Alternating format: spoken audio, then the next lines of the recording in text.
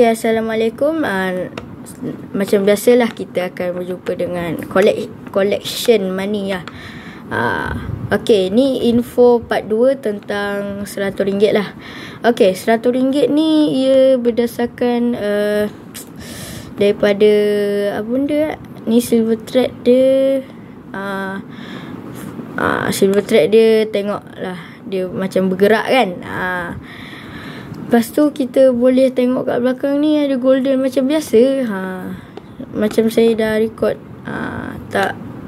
Lepas tu Gunung Kinabalu dia macam biasalah.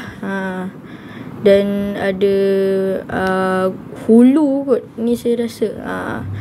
Dan duit ni korang rasa boleh tak macam keluar dekat bank macam ATM macam tu lah. Okay, dalam 3 saat. Okay, 1, 2, 3. Okay, jawapannya tak boleh dikeluarkan.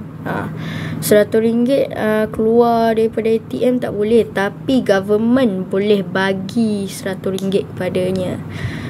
Ada orang nak tukar RM100, tukar. Itu sajalah. Pendek kan, tapi macam mana, tak ada tu dah fakta tentang ni. Okay, bye. Assalamualaikum.